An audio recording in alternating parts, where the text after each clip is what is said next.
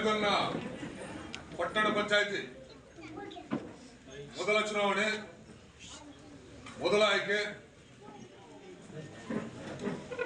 ಆ ಒಂದು ನಿಟ್ಟಿನಲ್ಲಿ ಜೆಡಿಎಸ್ ಮತ್ತೆ ಬಿಜೆಪಿಯ ಮೈತ್ರಿಯ ಅಭ್ಯರ್ಥಿಗಳ ಆಯ್ಕೆ ಮಾಡುವ ನಿಟ್ಟಿನಲ್ಲಿ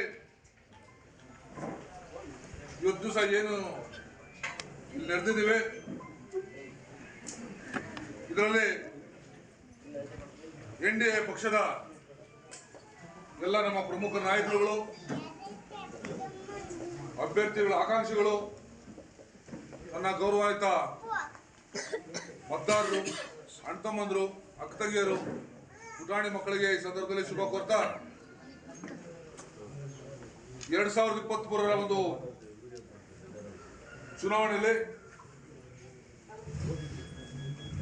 ನಿಮ್ಮಗಳು ಈ ಗ್ರಾಮೀಣ ಭಾಗದಲ್ಲಿ, ವಿಶೇಷವಾಗಿ ಈ ಗ್ರಾಮದಲ್ಲಿ ನನಗೂ ಮತ್ತು ಜೆಡಿಎಸ್ ಅಭ್ಯರ್ಥಿ CM ಶ್ರೀನಾಥ್ಗೆ ಹಾಗೆ ಬಿಜೆಪಿ ಅಭ್ಯರ್ಥಿ ಮುರ್ತೂರ್ ಪ್ರಕಾಶ್ ಕೂಡ ಎಲ್ಲ ಒಟ್ಟಿಗೆ ದೊಡ್ಡ ಮಟ್ಟದಲ್ಲಿ ನಮಗೆ ಆದರೆ ಹಲವಾರು ಕಾರಣಗಳಿಂದ ಸೋಲು ಅನುಭವಿಸಿದ್ವಿ.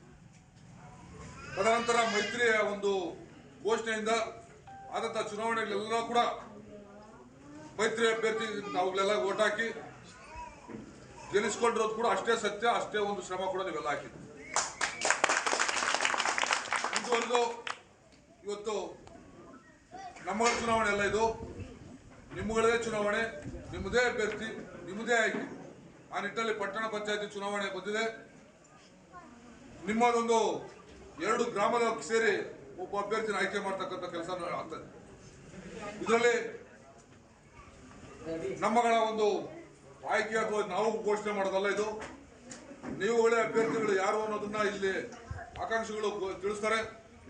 ತದನಂತರ ನಮ್ಮ ರಾಜ್ಯ ನಾಯಕರು ನಮ್ಮ ಒಂದು ಈ ಭಾಗಕ್ಕೆ ಏನು ನೇಮಕ ಮಾಡಿರ್ತಾರೆ ಅವ್ರ ಮೂಲಕ ಚರ್ಚೆ ಮಾಡಿ ನಿಮ್ಮಗಳ ಒಂದು ಅಭಿಪ್ರಾಯ ಅನುಕೂಲ ಮತ್ತೆ ನಿಮ್ಮಗಳ ಒಂದು ಒಮ್ಮತದ ಅಭ್ಯರ್ಥಿಯಿಂದ ಮಾತ್ರ ಆಯ್ಕೆ ಮಾಡ್ತಕ್ಕಂಥದ್ದು. ಆಯ್ಕೆ ಮಾಡಿದ ನಂತರ ಗೆಲ್ಲಿಸ್ಕೊಡ್ಬೇಕಾದ ಜವಾಬ್ದಾರಿ ನಿಮ್ಮದು, ನಿಮ್ಮಗಳ ಜವಾಬ್ದಾರಿ. ಇಲ್ಲಿ ನಮ್ದೇನು ಪಾತ್ರ ಇಲ್ಲ. ನಾವೇನಿದ್ರು ಕೂಡ ಪಕ್ಷದ ಪರವಾಗಿ, 2 ಪಕ್ಷದ ಪರವಾಗಿ ಮನೆ ಓಟ್ ಕೇಳ್ತೀವಿ. ನಿಮ್ಮ ಪರವಾಗಿ ಎಲ್ಲ ರೀತಿಯಲ್ಲಿ ಕೂಡ ಕೆಲಸ ಮಾಡೋ ಸಿದ್ಧರಿದೆ. ನಿಮ್ಮ ಶಕ್ತಿ, ನಿಮ್ಮ ಸಾಮರ್ಥ್ಯ, ಜನಗಳಲ್ಲಿ ನೀವು ಇರ್ತಕ್ಕಂಥ ಪ್ರೀತಿ, ವಿಶ್ವಾಸ ಕೂಡ ಮುಖ್ಯ ಆಗ್ತದೆ. ಆ ನಿಟ್ಟಲ್ಲಿ ಇವತ್ತು ದಿವಸ ನಿಮ್ಮಗಳ ಮುಂದೆ ಏನು ನಾವು ಬಂದಿದ್ದೀರಿ,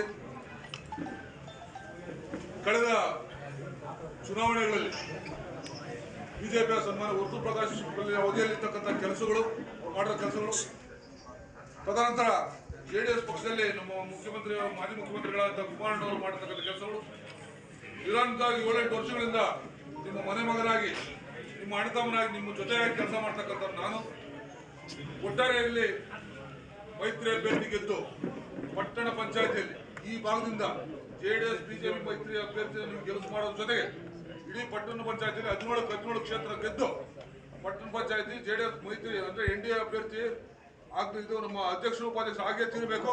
ಆ ನಿಟ್ಟಿನಲ್ಲಿ ಕೆಲಸ ಮಾಡಬೇಕು. ಮುಂದುವರೆದು ಇಲ್ಲಿಂದ ಏನು ಪ್ರಾರಂಭ ಆಗಿ ಬರ್ತಕ್ಕಂಥ ಎಲ್ಲ ಚುನಾವಣೆಗಳನ್ನ ಮೈತ್ರಿ ಅಭ್ಯರ್ಥಿ ಗೆಲುವು ಮಾಡಿಕೊಟ್ಟಿದ್ದಾರೆ.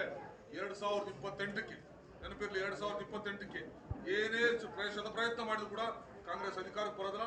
ಅಧಿಕಾರಕ್ಕೆ ಬರ್ತಕ್ಕಂಥದ್ದು NDA ಅಭ್ಯರ್ಥಿ ಮುಖ್ಯಮಂತ್ರಿ ಆಗ್ತಾರೆ, NDA ಸರ್ಕಾರ ಬಂದಿರುತ್ತೆ. ಅದಕ್ಕಾಗಿ ನೀವು ಹೊತ್ತು ಶ್ರಮ ಆಗಬೇಕು, ಅದಕ್ಕಾಗಿ ನೀವು ಹೊತ್ತು ಸಹ ಕೆಲಸ ಮಾಡಬೇಕು. ಹಾಗಾಗಿ ನಿಮ್ಮಗಳೇ ಅಭ್ಯರ್ಥಿ, ನಿಮ್ಮಗಳೇ ಆಯ್ಕೆ, ನಿಮ್ಮದೇ ಚುನಾವಣೆ, ನಾವೇನಿದ್ರು ಕೂಡ ನೆಪ ಮಾತ್ರ. ಹಾಗಾಗಿ ಬರ್ತಕ್ಕಂಥ ಚುನಾವಣೆಯಲ್ಲಿ ದಯವಿಟ್ಟು ನಿಮ್ಗೆ ಕೈ ಮುಗಿದು ಮನವಿ ಮಾಡ್ತೇನೆ, ಯಾರನ್ನ ಅಭ್ಯರ್ಥಿಯಾಗಿ ಘೋಷಣೆ ಮಾಡ್ತೀವಿ ಇವತ್ತು ಮಾಡೋದ್ರೆ ಒಂದು 3-4 ದಿವಸ ಚರ್ಚೆ ಮಾಡಿ ನಮ್ಮ ಅಧಿಕೃತ ನಮ್ಮ ಹೈಕಮಾಂಡ್ ಜೊತೆ ಚರ್ಚೆ ಮಾಡಿ, ಅದು ಚರ್ಚೆ ಮಾಡಿದ್ರೆ ಬರೀ ನಾವು ಚರ್ಚೆ ಮಾಡೋದಿಲ್ಲ, ಅವರು ಹೈಕಮಾಂಡ್ ಮತ್ತೆ ನಮಗೆ ಸಮೀಕ್ಷೆ ಕಳಿಸ್ತಾರೆ, ಸರ್ವೆ ಮಾಡ್ತಾರೆ.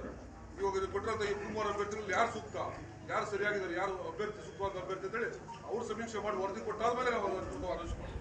ಆ ನಿಟ್ಟಿನಲ್ಲಿ ನೀವೆಲ್ಲ ಕೂಡ ಒಗ್ಗಟ್ಟಾಗಿ ಕೆಲಸ ಮಾಡ್ಬೇಕಂತೇಳಿ ನಮ್ಮ ಬಿಜೆಪಿ ಜಿಲ್ಲಾಧ್ಯಕ್ಷರಿದ್ದಾರೆ, ನಮ್ಮ ಕಾರ್ಯದರ್ಶಿಗಳಿದ್ದಾರೆ, ಹಾಗೆ ಕಳೆದ ಬಾರಿ ಅಭ್ಯರ್ಥಿಗಳಾದ ಮುರ್ತೂರ್ ಪ್ರಕಾಶ್ ಇದ್ದಾರೆ, ಶ್ರೀರಾಣವರಿದ್ದಾರೆ, ಎಲ್ಲರೂ ಕೂಡ ನಾನು ಅವರಲ್ಲಿ ಮನವಿ ಮಾಡ್ತಾ ಇವತ್ತು ದಿವಸ ಕೇವಲ ಅವ್ರಿಗೆ ಬಿಟ್ಟಾಗಲ್ಲ, ನಾವು ಕೂಡ ಅವ್ರ ಜೊತೆ ನಿಂತು ಪ್ರಾಮಾಣಿಕವಾಗಿ ಸದಾಯಗತ ಕೆಲಸ ಮಾಡ್ತಾ ಹೋಗ್ತಕ್ಕಂಥ ಪ್ರಾಮಾಣಿಕ ಪ್ರಯತ್ನ ನಾವೆಲ್ಲ ಮಾಡ್ತೀವಿ.